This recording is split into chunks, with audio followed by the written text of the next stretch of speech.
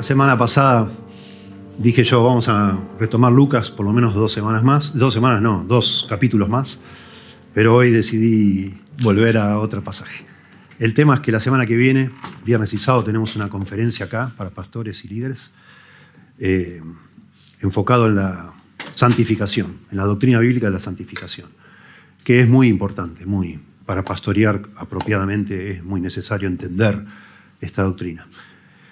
Y la verdad es que para predicar bien, sea en una conferencia o en el púlpito, uno tiene que estar como enfrascado en el tema, como que estás casi que te despertás de noche, estás pensando en eso, estás desayunando a la mañana pensando en eso, estás todo el tiempo pensando en eso. Y de esa manera sale una cosa más potente del corazón, no de los libros, ¿no?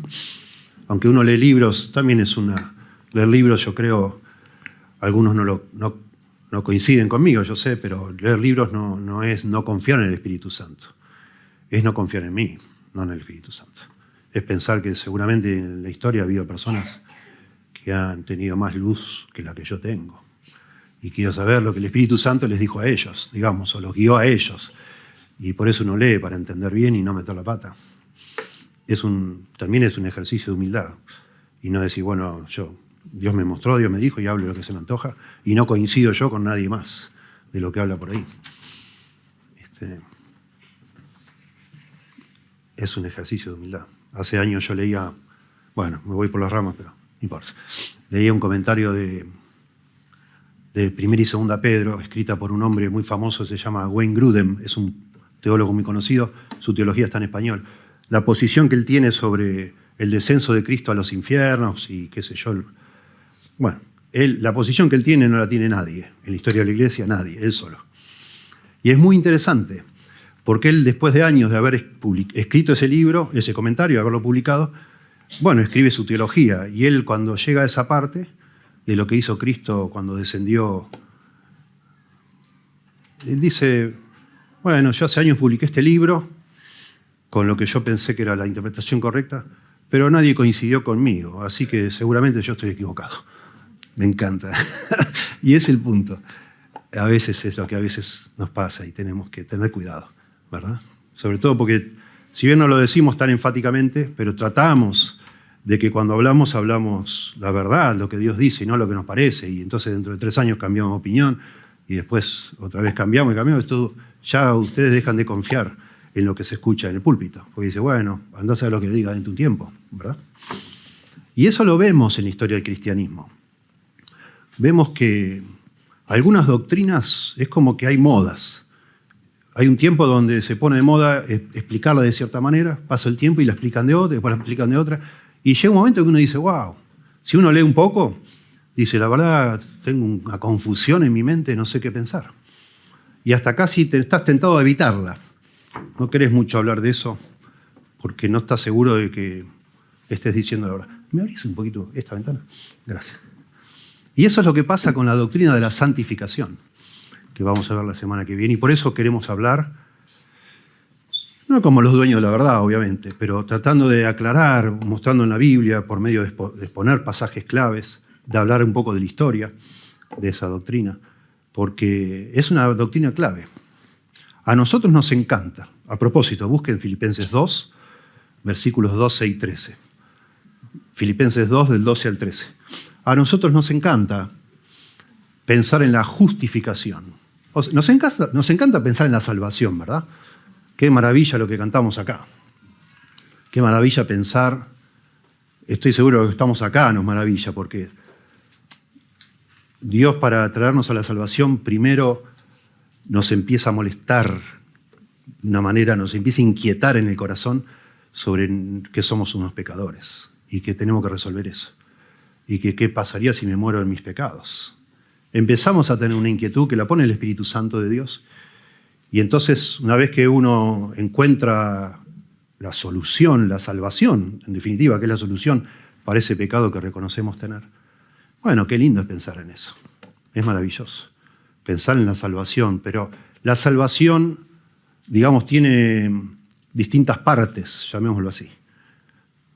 Por lo menos 3 bien definidas. Una que es pasada en nuestras vidas, que es la justificación, que es el momento en nuestra vida cuando, iluminados por el Espíritu Santo, venimos a los pies de Cristo pidiendo perdón por nuestros pecados y perdón basado en los méritos de Cristo, ¿no? Hemos venido a creer en Cristo como el único Salvador. Y bueno, el Señor nos dio no solo el perdón, sino también la certeza de que ya está todo resuelto. Estamos perdonados. Eso es la justificación. La salvación también tiene un componente que se llama la santificación, que es el proceso continuo donde Dios nos va transformando a la imagen de su Hijo, nos va cambiando, nos va santificando, va produciendo santidad en nuestra vida, pero eso no es un acto, la justificación es un acto. ¿Soy yo? No, perdón. Bueno, puedo ser yo. No fui yo, pero puedo ser. A veces me olvido, como ustedes. Bueno, retomamos. La justificación es un instante donde uno, por la gracia del Señor, se quebranta y le pide al Señor la salvación y se rinde, digamos así, a la evidencia de que uno es un pecador, está perdido y que hay un Salvador que es Cristo. Y uno abraza a ese Salvador. Y eso es hermoso de pensarlo. Y tiene tantas aristas, tantas facetas. Es precioso, es precioso. Entender todo lo que Dios hizo, que todo lo que hizo lo hizo desde antes de fundar el mundo, que Dios planeó lo que iba a pasar, que Dios sabe mi corazón, Dios sabe mi pecado, Dios sabe mi maldad, Dios sabe que yo no puedo hacer nada para calificar y aún así me quiere salvar. Bueno, todo eso, wow, nos maravilla, ¿verdad? Lo que costó salvarme a mí, salvarte a vos, que el Hijo eterno, el amado del Padre, eternamente compartiendo una comunión íntima, estuvo dispuesto a venir a una cruz y ser tratado como una basura humana, como un gusano, dice él en un salmo. Y uno dice, no puedo creer, ¿cómo Dios hizo por mí? Si Él sabe, aparte, sabía Dios que yo aún después de recibir la salvación lo iba a traicionar. No una, sino un montón de veces. ¿Y por qué lo hizo? Etcétera. Y le das vuelta a las vueltas y decís, wow, qué belleza, ¿qué es esto? No lo puedo creer, parece mentira. Y también nos gusta pensar en el último aspecto de la salvación que se llama la glorificación, que es la consumación final de este plan que se desarrolla desde antes de fundar el mundo sobre las personas que Dios ha venido a salvar y que ahora llega a una consumación justamente cuando el Señor o viene a buscarnos o nosotros vamos a Él, donde por fin, en un abrir y cerrar de ojos, dice 1 Corintios 15, seremos transformados. Y entonces por fin ya no habrá más pecado en nuestra vida. O sea, el pecado no solo ha sido perdonado judicialmente frente a la ley de Dios, que nosotros la quebrantábamos, y no solo el pecado durante toda la vida ha sido tortuosamente, digamos así, ha sido de alguna manera purificado en nuestras vidas, quitado en la santificación, sino que por fin en la glorificación es eliminado completamente. Y ya estamos libres de pecado. Es precioso pensar en eso. ¿Sí? Maravilloso. Cristo ya victorioso, digamos, y nosotros todos al pie del trono de Dios, amando y glorificando a Dios y adorando a Dios porque su obra ha sido completa. Pero no nos gusta tanto pensar en el medio, que sería la santificación. Porque es como que parece que todo es muy despacito, ¿no? ¿Quién de ustedes nunca se levantó pensando, wow, qué desgracia, ¿por qué peco? ¿Por qué peco? No quiero pecar más. Y seguí pecando, a pesar de haber sido perdonado, ¿no? ¿Y por qué soy así? ¿Por qué si yo no quiero? Y te agarrás de la cabeza. Y pensás, ¿por qué soy tan débil? ¿Por qué dije esto? ¿Por qué hice lo otro? ¿Y cuándo, Señor, me vas a librar? Dice Pablo eso, ¿no? En Romanos 8. La creación gime a una y a una está de parto. Y nosotros también gemimos, esperando ser librados, ¿no? De esta presencia de pecado en nuestra vida que nos confunde, nos humilla, nos quebranta, ¿verdad? Porque la verdad, como dice Pablo, el mal que no quiero hacer es lo que hago. O sea, tenemos una intención, decimos, yo me doy cuenta, yo quiero agradar a Dios con todo lo que Él hizo conmigo, pero no, siempre me quedo corto. Y mirá que no soy un niño espiritual, hace tiempo que estoy, aún así sigo, y sigo, y ya vencí este pecado, veo un progreso, pero ahora me apareció este otro, y ahora que estoy en este contexto me doy cuenta que yo que pensaba que no tenía problema con la envidia, estoy envidiando. ¿Qué pasa conmigo? ¿Qué tengo? ¿No? O cosas parecidas, ¿no? No podemos enumerar todos los pecados, todas las debilidades todos nosotros tendremos. Y entonces, y sumado a eso, que nos confunde, está el asunto de que también está, como que no hay una claridad doctrinal sobre este tema. Hay muchas opiniones, demasiadas. Y entonces también es como que es tan complejo este asunto y tan frustrante para todos los creyentes que se han ido desarrollando a lo largo de la historia como fórmulas, como la clave de, la clave de, la clave de, la clave de. Porque se presta para eso. Porque como que es tan frustrante que siempre aparece alguno que dice, bueno, yo tengo la receta. Escuchá, hace esto y no vas a luchar más. Y te mintieron.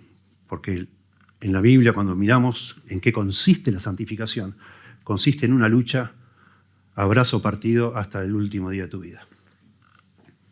Porque Dios ha querido, cuando nos salvó, nos perdonó, ha querido dejar un remanente de pecado en nuestro corazón. Hay algo de pecado todavía. Nos perdonó, por supuesto, pero no nos glorificó todavía. Hay pecado en nuestra vida y ese pecado nos hace luchar muchísimo. Nos frustra muchísimo, nos humilla muchísimo. Bueno, ya que mencioné el tema del sufrimiento, podemos hacer un paralelo para entender y ya nos metemos aquí. De pronto Dios ha querido dejar pecado en nuestra vida para que nosotros nunca nos soltemos de él. Porque esa angustia que nos produce, volver a pecar y volver a pecar y volver a pecar, estoy hablando de creyentes, ¿no? Eso nos hace quebrantarnos, humillarnos, darnos cuenta que si nos separados de mí, como dice Jesús, nada podemos hacer, ¿no? Lo necesitamos. Dios nos explicará algún día, pero yo me doy cuenta que siendo cristiano soy capaz de hacer cosas horrendas y vos deberías darte cuenta también. No estamos más allá del bien y del mal, no lo estamos luchando. Y de nuevo, no nos gusta pensar en esto, por todo este tema también de que no se embarró mucho la cancha con tantas opiniones sobre esto, tantos libros, tanto el secreto de la vida santa, el secreto de no sé qué, el secreto de lo otro. Y al final no hay ningún secreto. El secreto es seguir peleando, seguir peleando, seguir peleando y seguir peleando de la manera que Dios te dice que lo hagas, ¿no? Que eso es lo que quiero hablar con ustedes hoy, ¿sí? No voy a enseñar esto en la conferencia, solo es para entrar en calor, en serio, para pensar en generalidades y sobre todo un aspecto que me parece que es la clave para entender de una vez. Y me encantaría, es mi deseo estando acá, me encantaría ser capaz de dar en la clave, digamos así, para ayudarles a ustedes a entender por dónde va, cuál es la dirección. Clave, ya dijimos que no hay. ¿Cuál es la dirección de este esfuerzo que cada uno de nosotros tenemos que hacer para seguir haciéndolo? ¿Verdad? Dice en Filipenses, vamos a leer un poquito el contexto, vamos a llegar al versículo 12 y 13, pero voy a leer desde el verso 5. Haya pues en vosotros este sentir que hubo también en Cristo Jesús, el cual siendo en forma de Dios, no estimó el ser igual a Dios como cosa que aferrarse, sino que se despojó a sí mismo, tomando forma de siervo, hecho semejante a los hombres, y estando en la condición de hombre, se humilló a sí mismo, haciéndose obediente hasta la muerte y muerte de cruz. Por lo cual, Dios también lo exaltó hasta lo sumo, y le dio un nombre que es sobre todo nombre, para que en el nombre de Jesús se doble toda rodilla de los que están en los cielos y en la tierra y debajo de la tierra, y toda lengua confiese que Jesucristo es el Señor, para la gloria de Dios Padre. Por tanto, amados míos, por eso leemos el contexto, noten que dice por tanto lo conecta versículo 12 y 13 con lo que acaba de decir. Por tanto, amados míos, como siempre habéis obedecido, no como en mi presencia solamente, sino mucho más ahora en mi ausencia, ocupaos en vuestra salvación con temor y temblor, porque Dios es el que en vosotros produce, así el querer como el hacer, por su buena voluntad. Y sigue hablando, aparentemente todavía no desconectó de este tema, dice, haced todo sin murmuraciones y contiendas, para que seáis irreprensibles y sencillos hijos de Dios, sin mancha en medio de una generación maligna y perversa, en medio de la cual resplandecéis como luminares en el mundo, asidos a la palabra de vida, para que en el día de Cristo yo pueda gloriarme de que no he corrido en vano ni en vano he trabajado. Bueno, paremos ahí. No voy a explicar esos pasajes finales que mencioné. Este es un texto clave de la santificación. Hay varios pasajes en el Nuevo Testamento que nos enseñan distintos aspectos de la santificación. Este para nosotros y para todos en la historia del cristianismo ha sido un texto clave porque acá habla de un aspecto de la santificación que es muy difícil de entender para nosotros, que se llama el sinergismo, así le pusieron los teólogos, sinergismo. ¿Qué significa sinergismo o sinergia? Sinergia es cuando dos personas, al menos dos, se juntan y logran más que una sola separada. Monergismo es cuando una persona hace todo. Sinergismo es cuando dos personas o más juntas logran mucho más que una sola. La salvación de nosotros, ya lo hemos explicado, es monergista. Dios hace el 100% para justificarnos. Aquí habla de la salvación, ¿no? Tenemos que esforzarnos en nuestra salvación, crecer en nuestra salvación. Pero, de nuevo, nunca tenemos que olvidar que la salvación tiene aspectos o elementos: justificación, santificación y justificación. La justificación la hace solo Dios, monergismo. La glorificación, el aspecto final, lo hace Dios, es monergista. Pero la santificación, de lo que estamos hablando, por lo que dice acá, es un trabajo en común, combinado, compartido. Esforzaos, ¿no? Ocupaos en vuestra salvación con temor y temblor, porque Dios es el que produce en vosotros, así el querer como el hacer por su buena voluntad. Y esto es algo clave para entender, necesitamos entender. ¿Sí? Sin Dios no podemos hacer nada, está clarísimo. Pero aquí se nos deja saber que este proceso de la santificación es algo que nosotros tenemos una parte y la hacemos, nos tenemos que esforzar, nos tenemos que romper el alma, digamos así, literalmente, romper el alma con la ayuda de Dios. Acá lo dice. Y esto es lo que me gustaría explicar, ¿sí? El esfuerzo, ¿en qué consiste este esfuerzo que vos y yo tenemos que hacer una vez que somos salvos, ¿verdad? Para que Cristo se vaya formando en nuestra vida, para ir poco a poco creciendo en lo que Dios planeó en esta salvación. Es sorprendente que Dios nos pida a nosotros hacer un esfuerzo, pero es lo que dice. Y ya sabemos, porque tenemos 2000 años detrás nuestro, 2100 años por lo menos, no sé, 2000 años de personas que han querido enfatizar de otra forma esto, y no funciona. No han podido, no pasa nada. Solo frustración. Por eso es muy importante que entendamos qué hace Dios y qué hago yo. Y cómo lo hago yo para que Dios me dé su gracia para poder hacerlo. ¿Se entiende? Entonces vamos a tratar de analizar este pasaje en el contexto, mirando 5 elementos, 5 aspectos de este esfuerzo. ¿Cómo hacemos este esfuerzo? ¿En qué consiste este esfuerzo? En primer lugar, tenemos que decir, por el contexto acá y lo que nos dice Pablo, que el esfuerzo del cristiano para cambiar, para ser santificado, para parecerse más a Cristo, no es un esfuerzo para ser justificado. Nosotros no nos esforzamos para que Dios nos acepte, para que Dios nos ame, para que Dios nos considere hijos suyos, para que nos perdone. Yo no me esfuerzo para que Dios me perdone. El perdón de Dios es por gracia. Ya dijimos, si es por gracia, no es por obras. Y si es por obras, no es por gracia. Entonces, ningún esfuerzo que usted haga o que yo haga para tratar de que Dios me perdone va a ser considerado digno. Lo vimos la semana pasada, justo, hablando del centurión. Para que Dios me salve, yo primero tengo que reconocer que soy indigno. No puedo hacer nada. Estoy frito. La salvación se entra, digamos así, agachándose lo más que se pueda. Humillándose, siendo un pobre en espíritu, dijo Jesús. Reconociendo que yo no puedo hacer nada. ¿Sí? El esfuerzo yo no lo puedo hacer tampoco para ser glorificado. Ridículo, eso lo hace Dios. Pero el esfuerzo está centrado justamente en el cambio, en transformarme, en luchar con el pecado que nos habita a nosotros todavía. Pecado remanente, así se le dice. El esfuerzo del cristiano no es para ser justificado.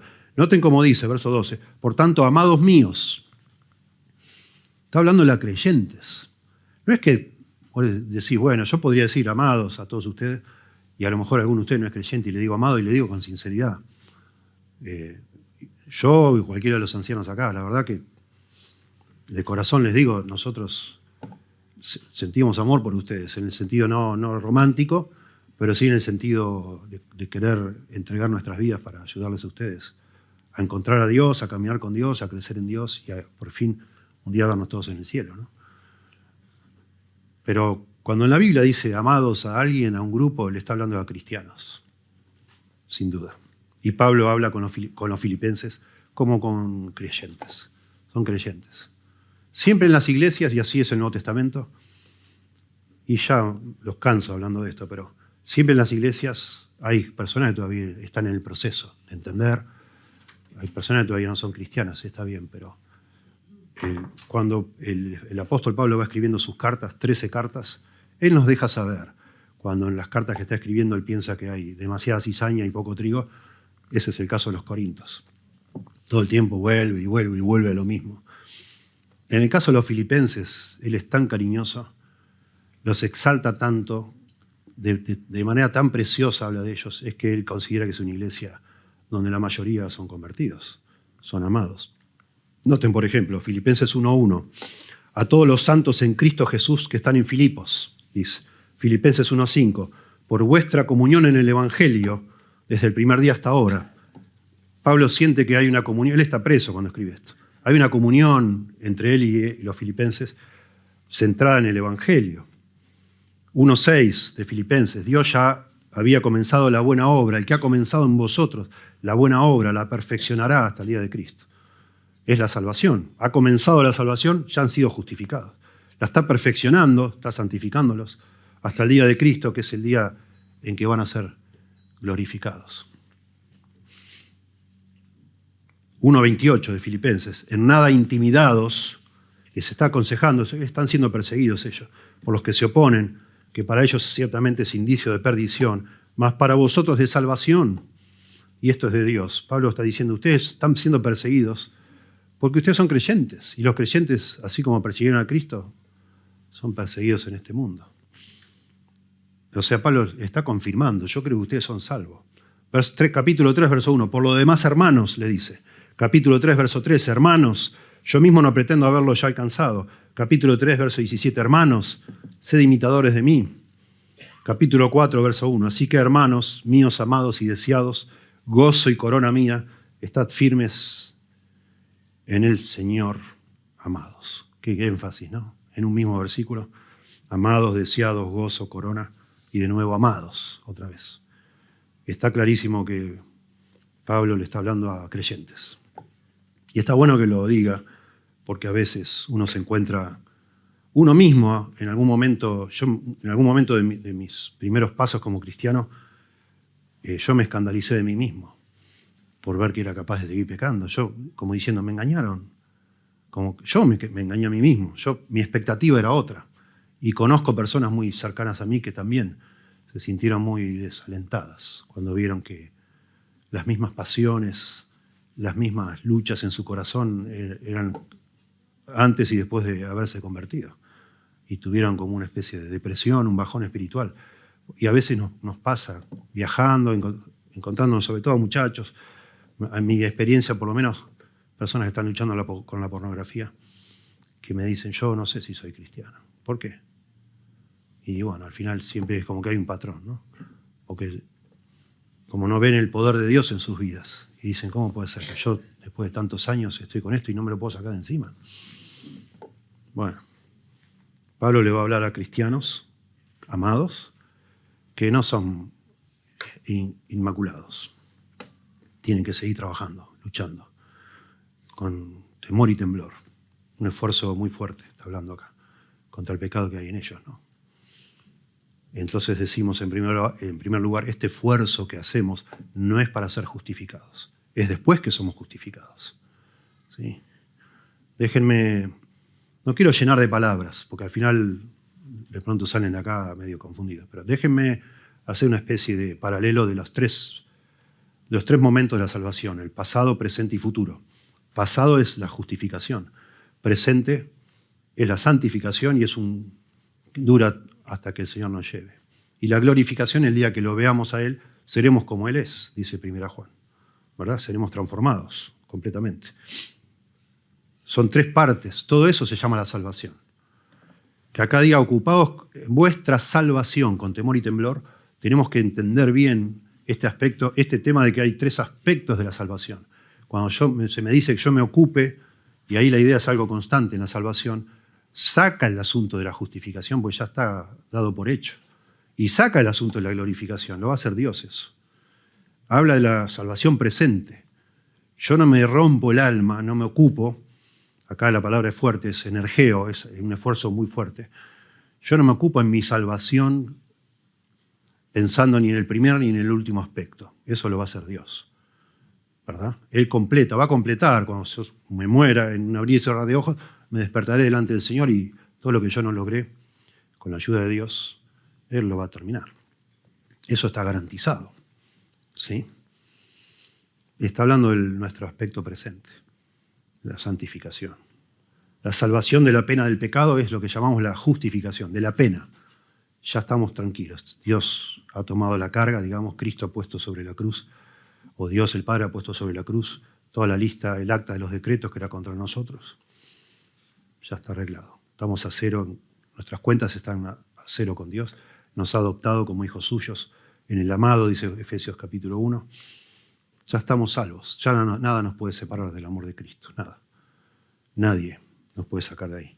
Pero estamos ahora siendo salvados, la santificación, ya no de la pena del pecado, del castigo del pecado, sino de la presencia del pecado en nuestra vida. Yo miro para atrás, 40 años, este año cumplo 40 años como cristiano, que el Señor me salvó. Miro para atrás y yo no soy el mismo. Dios ha ido limpiándome, pero muy lentamente. Yo era un soberbio, era un arrogante. Bueno, todavía soy algo, no sé, pero no soy lo que debería ser. Ahí todavía hay una brecha, pero la brecha entre lo que yo debería ser a los ojos de Dios y lo que soy cada vez es más pequeñita. Dios está obrando en mi corazón y yo me estoy esforzando, ¿verdad? Y me imagino que ustedes también. Y me imagino. Ese es el patrón. Yo antes de pronto me airaba más seguido y pecaba mucho con mi ira. Hoy peco menos. Y me airo lamentablemente todavía. Meto la pata a veces, digo, uy, pensé yo que esa área ya estaba. Y de repente, sácate, algo me enoja inesperadamente, ¿no? Un maltrato, lo que sea, y de repente salto yo como leche hervida y digo, uy, y me humillo mal, porque digo, pensé que esta área ya estaba. Y así nos pasará a todos, me imagino. Bueno, ese es el poder del pecado, todavía está ahí, presente. Y finalmente la glorificación será la salvación, el aspecto de la salvación que nos libra de la presencia del pecado. Ya no más pecado. Tremendo, imagínense. Ni nos imaginamos eso. Yo digo que una de las cosas más lindas de estar en el cielo no será ni las calles de oro, las puertas de perla, sino no tener pecado. ¡Qué maravilla! Qué lástima que en el cielo no vamos a seguir casados, porque qué lindo saber, ¿no? ¿Cómo será mi matrimonio si ni mi esposa ni yo tuviéramos pecado, ¿no? ¿Cómo sería eso? ¿Cómo sería una relación así? Ni mis hijos, imagínense. Sería una cosa, no quisiéramos ir al cielo de pronto. Lo mismo si en este mundo no hubiera pecado, quizás muchos de nosotros diríamos, no vengas, Señor, no vengas. Porque sería una belleza acá. Sería un mundo precioso, un mundo ideal, que no existe. ¿Sí? La justificación es un acto pasado, una vez y para siempre. No te tenés que volver a convertir cada tantos años porque se te envejece, digamos así, el perdón de Dios y tenés que renovarlo. No. La santificación es un proceso continuo en el presente. Todo el tiempo estamos tratando de ser más como Cristo.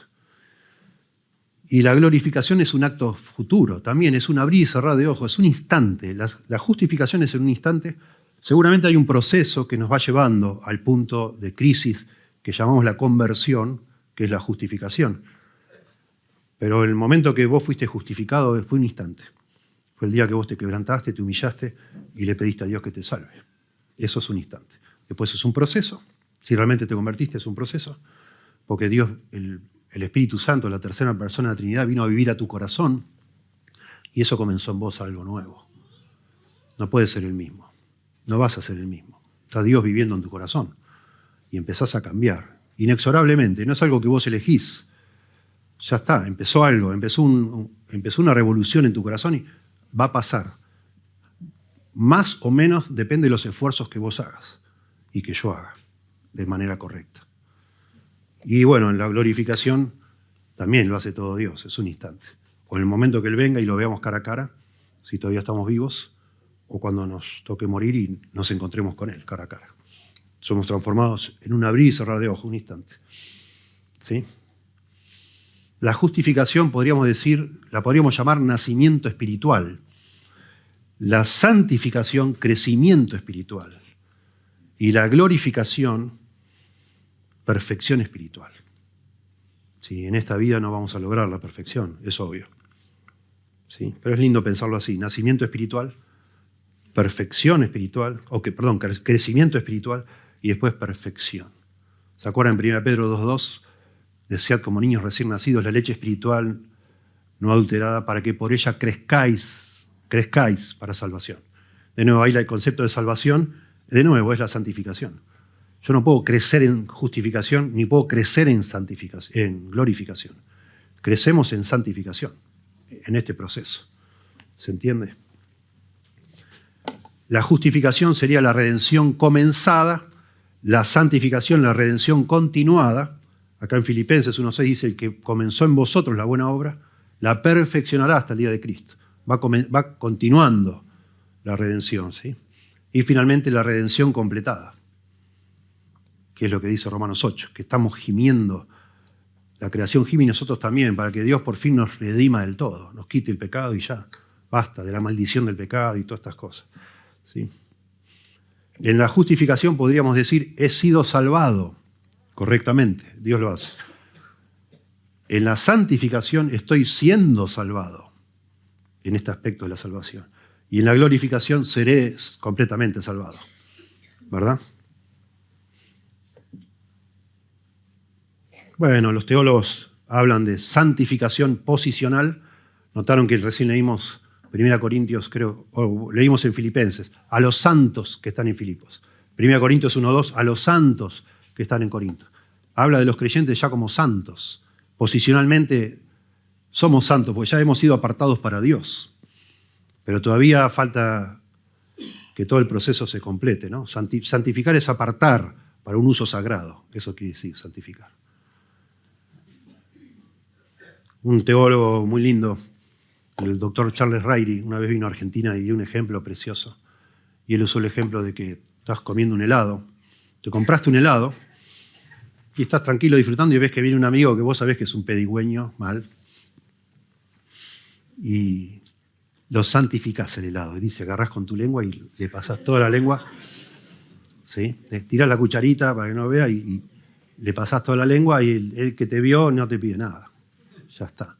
Dice, vos santificaste el helado de manera posicional, o sea, ya nadie te va a pedir nada.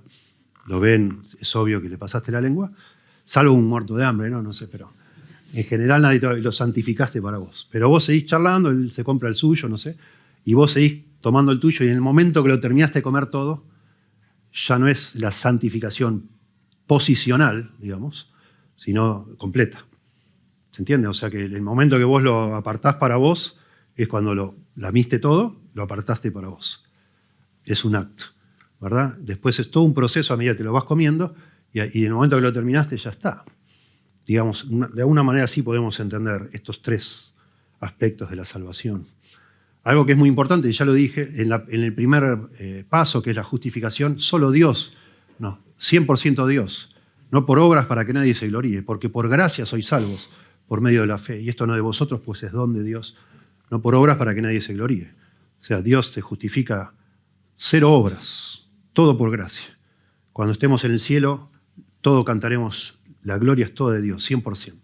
Señor, tú hiciste todo, yo no hice nada, no merezco estar acá, no me lo creo todavía, no entiendo por qué acá ando yo y otros que yo conocí en mi vida, que eran, como decimos acá, tipazos, personas fabulosas, una gran madre, todo. ¿Qué pasó? Y no, nunca buscaron mi salvación. Eran muy buenas personas, quizás, humanamente hablando, moralmente hablando, pero no calificaron, porque en el cielo no entra pecado.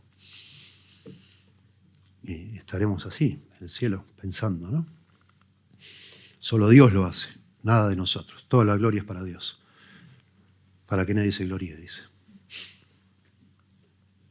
En la glorificación, el último paso, también lo hace todo Dios. Yo que sé cómo glorificarme a mí mismo, no tengo ni la más mínima idea. No lo puedo hacer. Cómo transformar, como dice Filipenses 3:20, que el cual transformará el cuerpo de la humillación vuestra en el cuerpo semejante a la gloria suya. Él lo va a hacer, Señor Jesús lo hará. Pero en el caso de la santificación, en el pasaje que estamos considerando, parece que lo hacemos Dios y nosotros. Sinergia, ¿sí? Combinación, una colaboración, digámoslo así, entre ambos, ¿sí? La justificación es perfecta en esta vida, no hay nada que agregar ni que quitar. La santificación es imperfecta. Y así debe ser, porque ya en el momento que me pongo yo mis manos, en el momento que yo colaboro, sonamos. No va a salir perfecto, porque yo no soy perfecto. Y va a salir medio así. Si hiciéramos un gráfico de mi vida y de tu vida, de la vida de cada uno de nosotros, cómo fuimos estando, digamos, en relación con Dios, diríamos, sería como un electrocardiograma. Hay días que estamos pum para arriba, está todo bárbaro, y hay días nos sentimos más inconversos que cualquiera, ¿verdad?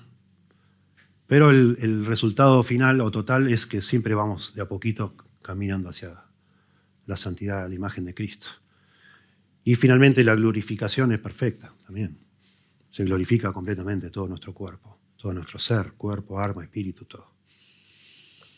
La justificación es igual en todos los cristianos. No hay algunos 50% justificados. No, somos todos 100% justificados los creyentes. Se nos han perdonado todos los pecados, no algunos solos. ¿Sí? La santificación, si lo pensás bien, no es igual en todos nosotros. Hay algunos acá que están más santificados que otros. ¿Será porque hace más años que están con Cristo? ¿O será que se ocuparon más de la salvación, con temor y temblor? ¿Sí? Tiene sentido. Y finalmente la glorificación será para todos iguales. Todos vamos a tener el mismo cuerpo glorificado, caminando en el cielo y estando con el Señor. No va a haber diferencias, no va a haber... Las únicas diferencias que podemos distinguir leyendo las Escrituras es que probablemente no todos tengamos las mismas recompensas cuando estemos en el cielo. Y también se nos deja saber que esas recompensas van a tener una relación directa con los esfuerzos que hicimos por la santificación. Pero, bueno, digamos, dejémoslo aparte eso, ¿no? La glorificación será igual en todos. Bueno, es importante entender esto. Parece teoría de un libro teológico, digamos, pero es muy importante para no confundirnos. Hay personas que no hacen estas distinciones y confunden. Y entonces la salvación es todo el mismo paquete en un sentido y se esfuerzan para que Dios los salve. Y al final, con cierta sensatez, inteligencia, honestidad intelectual, dicen, no, es imposible. Yo nunca voy a estar del todo seguro que hice todo lo necesario para que Dios me salve, entonces no sé. ¿Quién puede saber? Si alguno sabe, es un arrogante. ¿Quién se cree? ¿Cómo va a decir que él va a ir al cielo? Nadie puede saberlo. Porque no distinguen estos aspectos. Y entonces piensan que suena muy feo decir, no, yo ya soy salvo. ¿Cómo que ya soy salvo? Nadie puede saber eso. Todos morimos y vamos al purgatorio y ahí terminamos de pagar todo lo que no logramos hacer para que entonces seamos purificados y entonces sí estar seguros de ir al cielo. Y a toda esta construcción, que es imaginaria, no es de la Biblia, le suman miles de años en el purgatorio, sufriendo supuestamente para purgar, o sea, sacarte de encima los restos de pecado que todavía te queden. No está en la Biblia eso. No, para nada.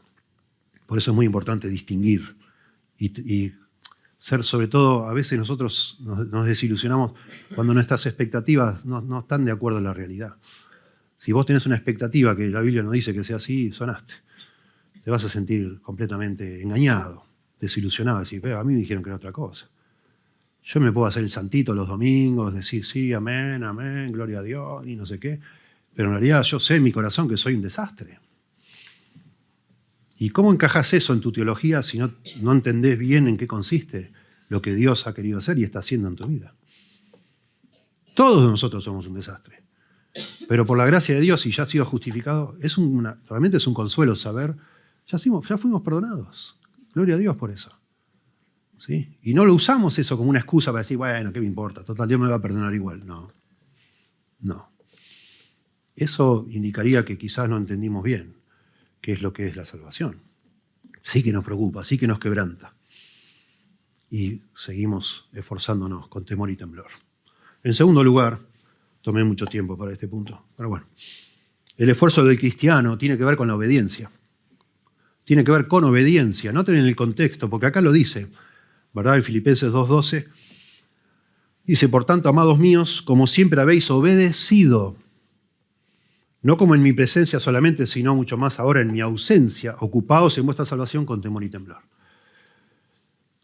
Los esfuerzos que tenemos que hacer no son cualquier esfuerzo, así, sin dirección, sin sentido. Hay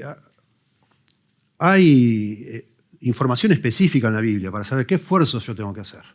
Y es muy interesante que en el contexto ahí nomás, un poquito antes, está hablando de que Cristo obedeció. Fue obediente hasta la muerte y muerte de cruz, ¿no? Verso 8. Y estando en la condición de hombre, se humilló a sí mismo, haciéndose obediente. Cristo, obediente. Y que repita la misma palabra, obediencia, acá nomás, nos hace entender que, claro, lo que tenemos que hacer es obedecer. No lo que nos parece. En ningún lado se nos pide, por ejemplo, ir de rodillas o caminando, hacer una procesión como un esfuerzo, un sacrificio, digamos. En ningún lado se nos pide hacer esas cosas. Hacer penitencias, por ejemplo.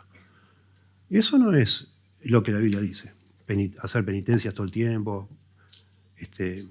hacer esfuerzos ascetas del ascetismo, ¿no? Golpear nuestro cuerpo y hacer cosas extrañas, estar, no sé, días sin comer, como para que Dios nos mire y diga, wow, qué bárbaro este hombre. Es una barbaridad cómo realmente busca la santidad. Ridículo. Pero uno dice esto, pero a lo largo de los años en la historia, hay personas que interpretaron que la manera de santificarse, de terminar con esa lucha interna, era meterse en un monasterio y hacer cualquier cosa. Y conozco yo personas que han salido de un monasterio y me han contado, que han tratado de ser más santos porque seguían viendo ese pecado interior con honestidad, ¿no? En la cama, pensando, qué barbaridad, cómo hoy le vi la papa más grande al lado y la envidié y casi peleó por una papa, no sé, cosas así. Tentaciones dentro de un monasterio, no sé cuáles serán, pero hay, seguro que hay. Y el hombre el día siguiente quería hacer penitencia y se ponía a la puerta del comedor, me lo contó él, se llama Bart Bruber, esta persona. Se ponía en la puerta del comedor tendido boca abajo para que todos los monjes lo pisen. ¿Qué es eso? No es eso lo que tenemos que hacer para santificarnos. Tenemos que obedecer lo que el Señor nos dice en su palabra. Y el ejemplo hermoso acá, y por eso leímos el contexto, es Cristo. Tenemos un modelo, un patrón. Tenemos que ser como Cristo. Tenemos que poner nuestra mirada en Cristo. Puestos los ojos en Jesús, el autor y consumador de la fe, etcétera, etcétera. Está lleno de pasajes. No hace falta que los diga. El modelo por el cual nosotros vamos creciendo en la santificación es el Hijo, es ser como el Hijo, hasta que Cristo sea formado en vosotros, dice en Gálatas 4:19. Hijitos míos, dice Pablo a los Gálatas, por quienes vuelvo a sufrir dolores de parto, hasta que Cristo sea formado en vosotros. El objetivo es ser como Cristo. Y el Nuevo Testamento nos da demasiada información de qué es lo que es ser como Cristo. Por supuesto, es actuar como Cristo, ser humilde como Cristo, tratar, ¿verdad?, con la ayuda de Dios. Ser manso como Cristo, ser amoroso, ser compasivo, ser generoso, etcétera, como Cristo.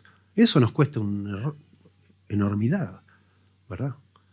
Nos da también el modelo, podríamos decir, el fruto del Espíritu. Es amor, gozo, paz, paciencia, benignidad, fe, mansedumbre, templanza, etcétera. Tenemos que practicar esas virtudes, ¿verdad? En 2 Pedro capítulo 1 nos da otra lista de virtudes preciosas, de las cuales tenemos que esforzarnos para tenerlas. ¿Sí? Buscamos eso. Todo tiene que ver con nuestro carácter. Que Dios transforme nuestro carácter. Que Ya no nos excusemos de que no, porque yo soy italiano y en mi casa eran todos calentones, yo también soy un recalentón. Y hay gente que me ha dicho esas cosas. Personas a punto de divorciarse y yo le iba a tomar un café con uno de los dos, bueno, con el hombre solo, la parte masculina de la pareja, digamos. Y me decía, no, que yo soy italiano. Le digo, no, maestro, yo también tengo descendencia italiana. ¿Qué tiene que ver? El punto es que nosotros somos cristianos ahora, no italianos. Y tenemos que seguir el modelo de la Biblia, obedeciendo, ¿verdad? Ese es un poco. Voy a enumerar, ¿sí? Para enfocar con sabiduría el tiempo en un aspecto que creo que es el más confuso. En tercer lugar, el esfuerzo del cristiano se hace en dependencia humilde. Acá nos dice no solo la acción, que es ocuparnos en nuestra salvación, sino también la actitud, con temor y temblor. Temor y temblor nos habla de humildad. Es una frase para mí muy vívida, pero se usa mucho en distintas partes de la Biblia, viene del Antiguo Testamento.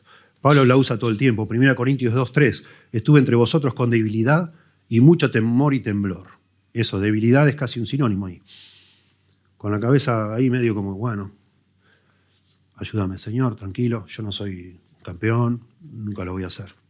2 Corintios 7:15, y su cariño para con vosotros es aún más abundante, dice Pablo hablando de Tito, cuando se acuerda de la obediencia de todos vosotros y de cómo lo recibisteis a Tito, con temor y temblor, con humildad. Efesios 6:5 dice, siervos, obedeced a vuestros amos terrenales, con temor y temblor, con sencillez de vuestro corazón como a Cristo. Humildad, humildad. Este esfuerzo que hacemos, lo hacemos todo el tiempo teniendo presente nuestra debilidad. Y eso nos lleva a ser mansos y humildes delante del Señor. Y nos damos cuenta que a pesar de que le ponemos todas las ganas, como dicen los mexicanos, le echamos ganas, ¿no? Acá tenemos ahora un intérprete de estas frases, pero le echan ganas, le pones ganas, y fallás igual muchas veces, ¿verdad? No nos sale. Por eso lo hacemos con humildad. No con seguridad en nosotros mismos. Eso sería un poco el concepto de esta frase, con temor y temblor. No creyéndonos, como decía Henry, la mamá de Tarzán. No somos la mamá de Tarzán. O el papá, no sé. No somos.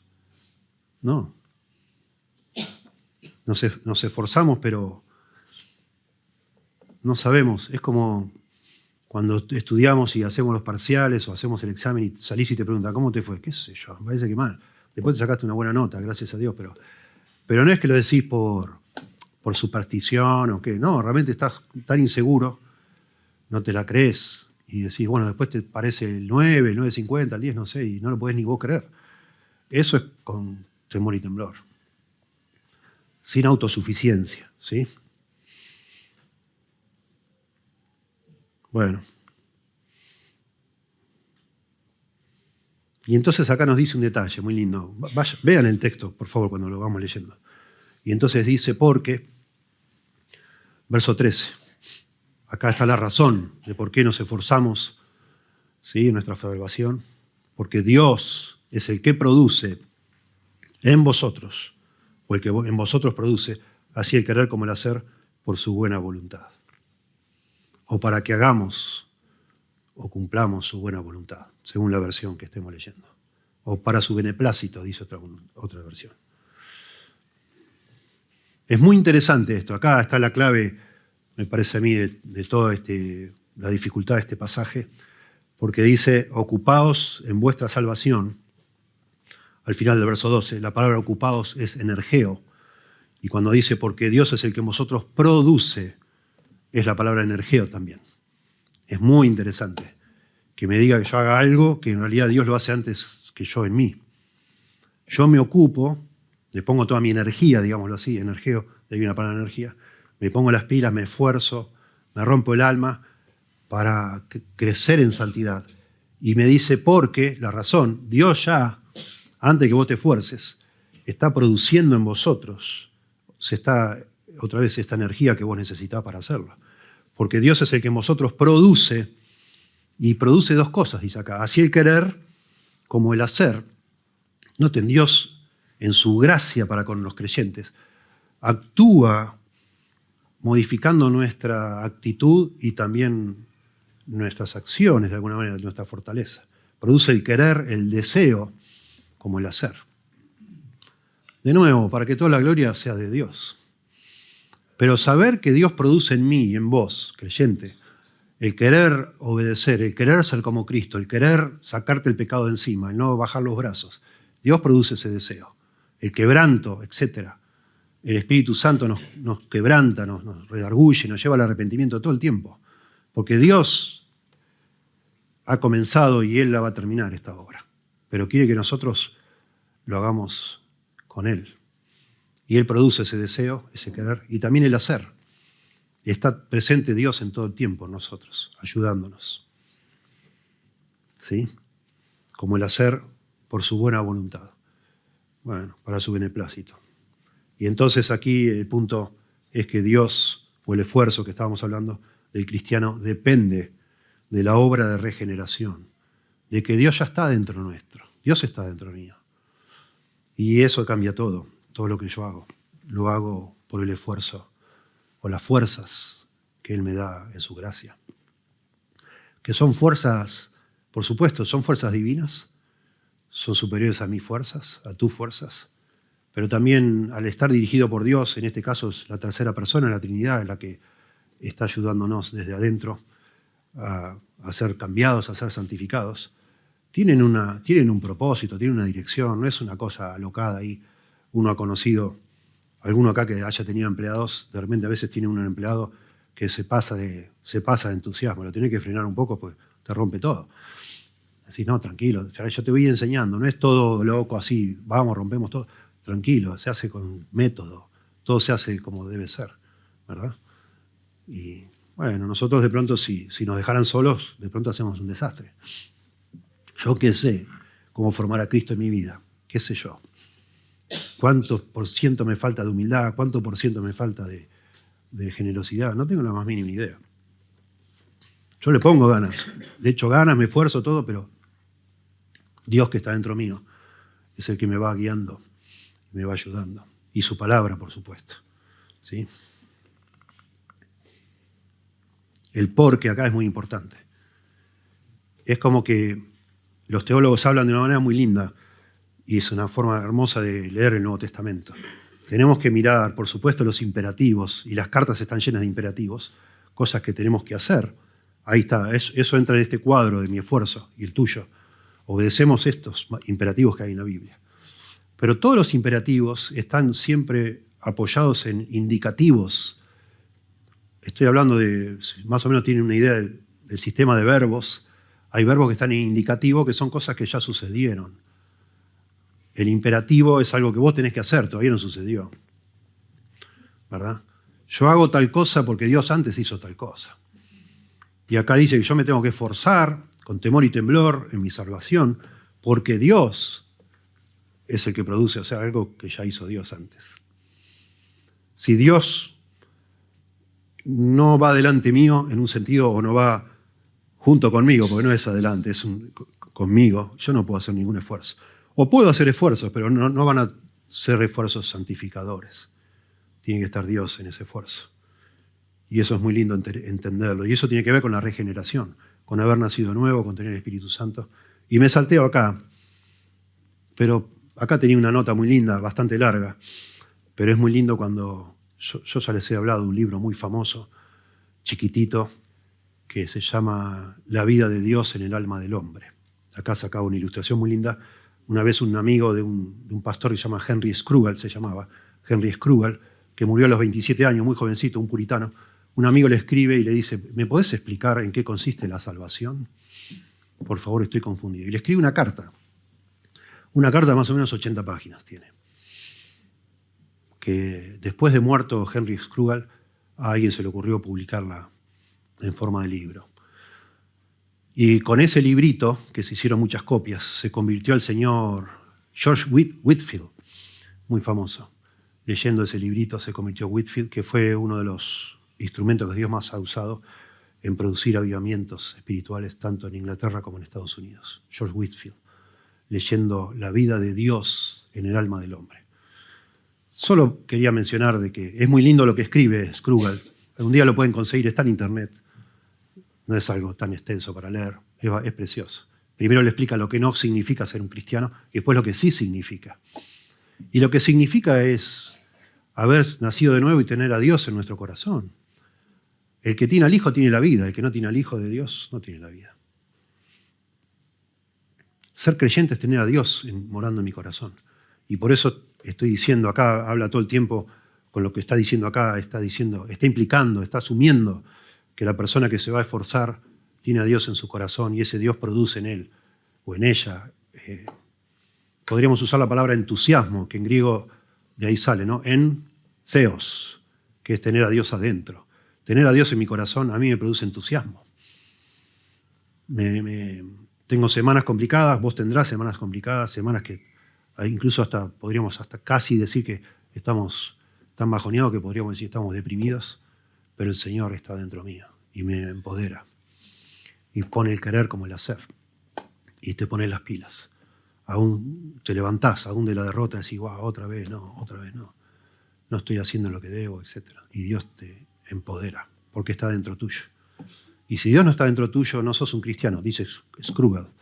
Y es lo que es así. Bueno, me salteo esto un poco.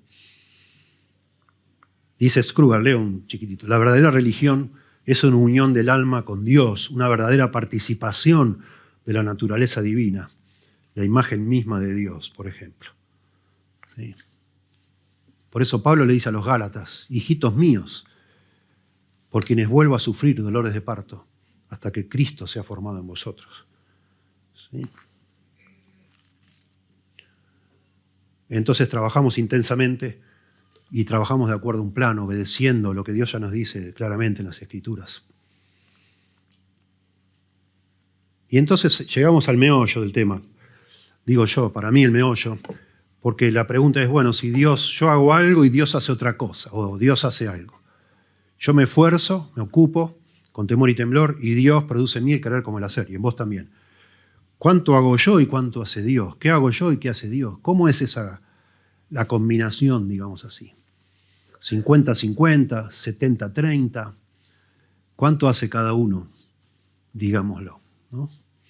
Bueno, sería muy lindo en un estudio algún día ver históricamente cómo se ha interpretado esto. Pero como siempre pasa, siempre ha habido un efecto péndulo, como yo decía al principio, de las modas. Y hay personas que han tomado esto como, bueno, Dios me hace el 100% al principio, justificación, el 100% al final, glorificación, y ahora me toca a mí ponerme las pilas. Y se pasan de rosca, 100% hago yo. No. Eso no es bíblico.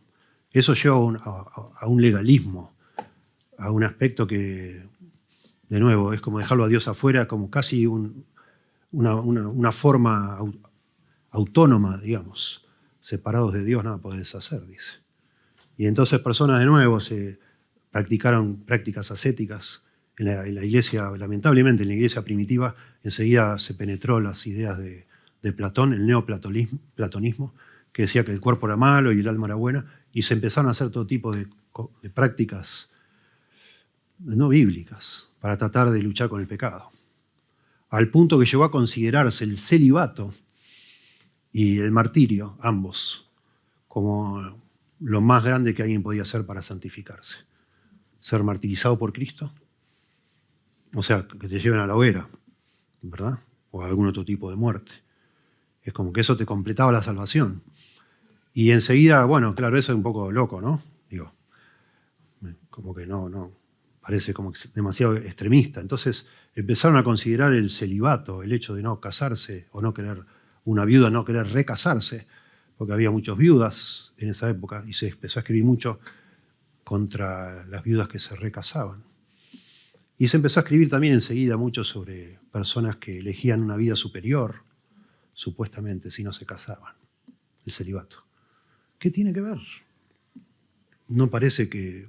No lo ves en las Escrituras eso. Suena muy bien en el duro trato del cuervo, como dice Colosenses, pero no tiene ningún efecto en los apetitos de la carne, dice Colosenses. O sea, en tu santificación. No te santifica a lo más mínimo no casarte, al contrario. No sé, o no sé si al contrario, pero debe ser un infierno. ¿Sí? Sabemos por un librito que escribió Atanasio, que Antonio, que fue uno de los monjes, no en un monasterio, pero sí en el desierto, que se fue al desierto, para luchar contra su pecado, así se santificaba. Tienen que leerlo, búsquenlo en internet. No me acuerdo el nombre exacto, pero está escrito por Atanasio y es el monje llamado Antonio. Él tenía visiones espantosas. Todas tenían connotación, muchas de ellas tenían connotación sexual. El hombre estaba delirando, luchando contra su propia promiscuidad. Y la solución no fue nunca irse al desierto. Y casi no comer y casi no dormir. Todo. De hecho, mucho de lo que dice es casi un relato de bestias. Estás todo el tiempo soñando con demonios que lo vienen a atacar. Y es él que no duerme bien, no come bien y no sabe qué hacer con su lujuria. No sabe qué hacer. No va a funcionar eso. La respuesta es que en realidad el esfuerzo no es 50% cada uno, sino es 100% cada uno. Yo hago todo lo que Dios me pide hacer, lo hago con una fuerza enorme, con todo lo que puedo, pero siempre buscando que Dios me ayude. Mi esfuerzo es un esfuerzo en dependencia de Dios. Y eso es muy importante que lo entendamos. Sospecho que algunos de ustedes no viven cayendo y cayendo y cayendo en pecados porque no entienden la manera que la Biblia nos enseña de cómo debemos luchar contra nuestro pecado. Es un esfuerzo del cristiano empoderado por Dios. Como dice Pablo allá en Colosenses 1:29, después que explica, si quieren búsquenlo, ¿sí? Después que explica él todo lo que está haciendo, cómo se esfuerza él por ser de bendición y un pastor, un buen pastor con los colosenses, le dice, pero para lo cual, dice, lucho según la potencia de él, la cual opera energía ahí de nuevo, poderosamente en mí. Pablo se rompe el alma y usa la palabra de un trabajo extenuante, ¿sí? Para lo cual lucho yo también, para bendecirlos a ustedes, no con mi fuerza, según la potencia de Él que actúa poderosamente en mí. Eso es como nosotros tenemos que entender. John Owen dice, Dios obra en nosotros y con nosotros, no en contra de nosotros ni aparte de nosotros. Spurgeon dice, la ayuda de la gracia divina no nos es dada para dejar de lado nuestros propios esfuerzos, sino para excitarlos. Piensen estas cosas. Ya estoy pasado de tiempo, pero necesitamos un chiquitín de atención. Creo que es clave. Ojalá que podamos entender esto. La ayuda de la gracia divina no nos es dada para dejar de lado nuestros propios esfuerzos, sino para excitarlos. Dios viene a nosotros para trabajar en nosotros. ¿Qué dices? ¿Qué? Él habla así, ¿no? Como seguramente es tomado de un sermón. ¿Qué? ¿Trabajar en nosotros para ser nosotros indiferentes? No, dice. Trabaja en nosotros para que deseemos con resolución y firmeza. ¿Trabaja en nosotros? Pregunta. ¿Para que entonces nos sentemos quietos? No. Él trabaja en nosotros obra en nosotros, opera, produce, etc. Es la misma palabra, energía. Él trabaja en nosotros para que actuemos. El efecto directo de la influencia de la gracia sobre el corazón es hacer que un hombre sea activo, un ser humano, hombre o mujer, sea activo y cuanto más gracia tiene, más enérgico se vuelve. Un hombre nunca vencerá el pecado excepto por energía, con mucho esfuerzo. Tenemos un rol, ¿sí? Ocuparnos en nuestra salvación con temor y temblor. Tenemos una responsabilidad en la santificación, que es parte de nuestra salvación, que es segura nuestra salvación porque depende de la justificación y ello ya está resuelto. Tenemos una parte que jugar, que es tener una acción enérgica y una actitud, temor y temblor. No le pedimos a Dios que obre en nuestro lugar. No le pedimos a Dios que obre en nuestro lugar, en vez de nosotros ni en lugar nuestro. No pedimos, Dios, Señor, estamos en la cama tirados con depresión y decimos, Señor, levántame de esta cama. No podemos orar así. Señor, que se me reviente la computadora, no sé, si tenemos una tentación de mirar cosas. Señor, sácame este deseo. No te va a sacar el deseo. ¿Cómo te va a sacar el deseo? Si es parte de tu naturaleza. La estrategia tiene que ir por otro lado. Es obvio que ese deseo no te lo va a sacar. Algo tenés que hacer vos. ¿Sí? Y lo más precioso de todo esto es que cuando nosotros obedecemos en el Señor, digamos, en tu nombre hago tal o tal cosa, el Señor está ahí obrando. Yo me levanto, digamos, o ponerle que no me levanto, estoy en la cama y digo, Señor, estoy acá, no quiero levantarme, no doy más, no tengo fuerzas. Señor, dame fuerzas, oro yo. Y en el momento me levanto, y Dios me da la fuerza después que me levanto, no antes de levantarme. Es así. Así obra Dios. Así es como Dios opera en nosotros, el querer como el hacer. Yo le pido a Dios, Señor, ayúdame, ponele con la pornografía, ponele. Y yo tengo que, en el momento que le oro así, empiezo a dar pasos concretos para sacarme eso de encima. Y Dios me ayuda, mientras estoy dando los pasos concretos. No antes de yo hacer algo, sino mientras lo estoy haciendo. Y eso es muy hermoso verlo en la Biblia. Y discúlpenme el horario acá, ya, pero le vamos a agregar un chiquitín para explicarlo con ejemplos, que es muy valioso. Pues no es solo la pornografía, es un montón de cosas. Algunos de acá yo sé que luchan de por vida con la ira y con otras cosas, ¿verdad? Y no es, Señor, sacame la ira, no es, sacame la ira. No va a funcionar. Y Dios no te va a defraudar. Es que no funciona así. No es así como Dios lo hace. No le podemos pedir a Dios que haga algo que Él nos mandó a hacer antes. Él nos pide que no nos airemos. Y ahora le decimos, Señor, sacame la ira. Entonces, ¿quién lo hace? ¿De quién es la responsabilidad? No. Es mía, ya lo dijo claramente la Biblia. Pero yo solo no puedo, ya me di cuenta. Entonces le pido a Dios que me ayude, que me dé su gracia, que me empodere, pero ahí nomás tomo el toro por las astas con lo que yo entiendo que tengo que hacer y lo hago.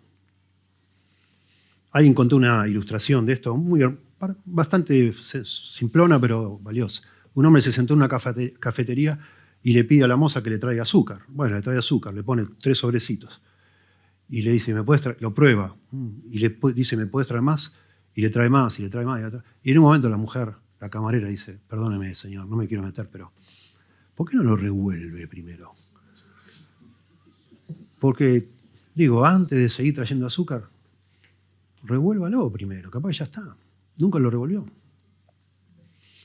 Es un ejemplo, pero es interesante, porque uno dice, Señor, dame, ayúdame.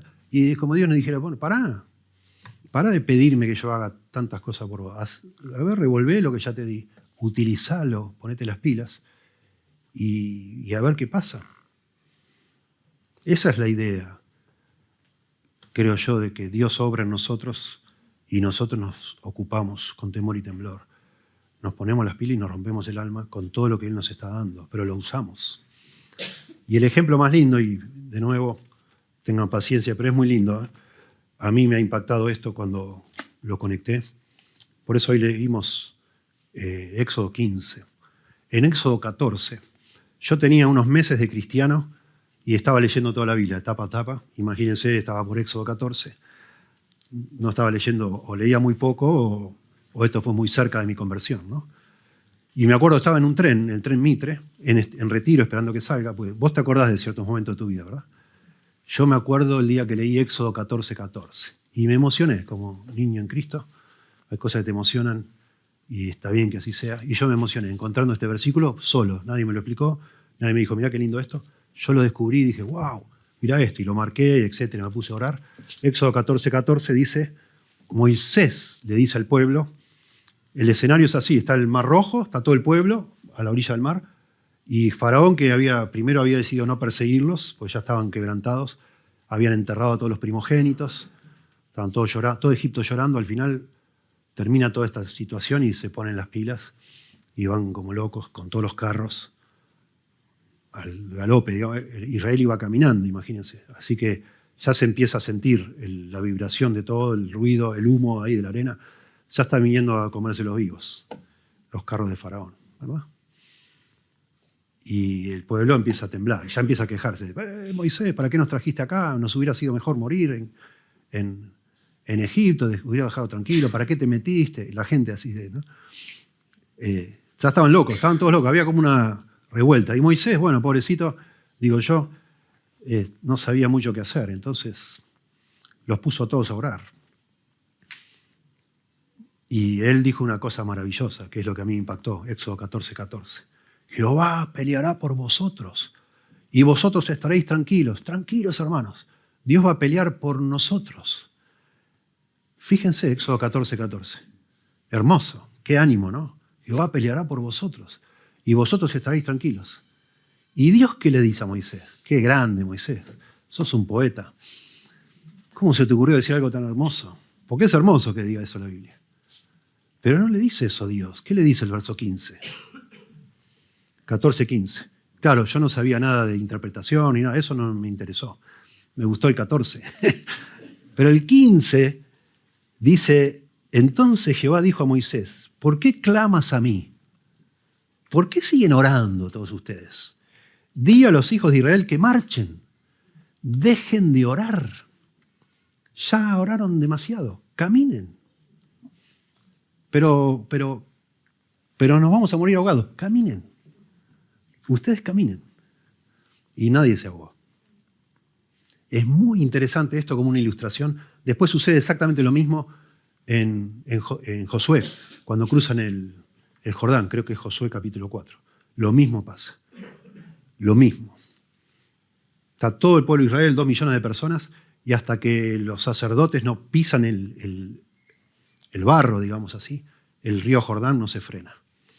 Y recién cuando pisan y empiezan a caminar, Dios obra. Para mí es la mejor, ambas imágenes son la mejor explicación de cómo cuando nos toca hacer algo que Dios nos pide, cómo Dios interviene. Nunca lo hacemos solos. Dios no nos deja, sin Él no lo podríamos hacer. Toda la gloria es para Dios. Noten, como leímos recién, Éxodo 15, que es un himno escrito por Moisés, y toda la gloria es de Dios. Y todos los pronombres son tú, tu mano, tu fuerza. Tú lo hiciste todo, Señor. La gloria sea para ti. No hicimos nada nosotros. Tu viento, etcétera, que abrió el mar, etcétera. En ningún lado y nosotros nos jugamos la vida porque pisamos y todavía no sabíamos qué iba a pasar. No dice eso. Todo lo hizo Dios, pero ellos tenían que caminar, tenían que obedecer. Y así funciona nuestra vida, este tema de la santificación. No es 50-50, 70-30, nada de eso. Es, Señor me dice tal cosa, yo ya lo entendí, veo que mi corazón está rebelde a eso, etc. Bueno, procuro arrepentirme, pedir perdón y empiezo a caminar. Y le dejo el resultado a Dios. No sé cómo va a pasar.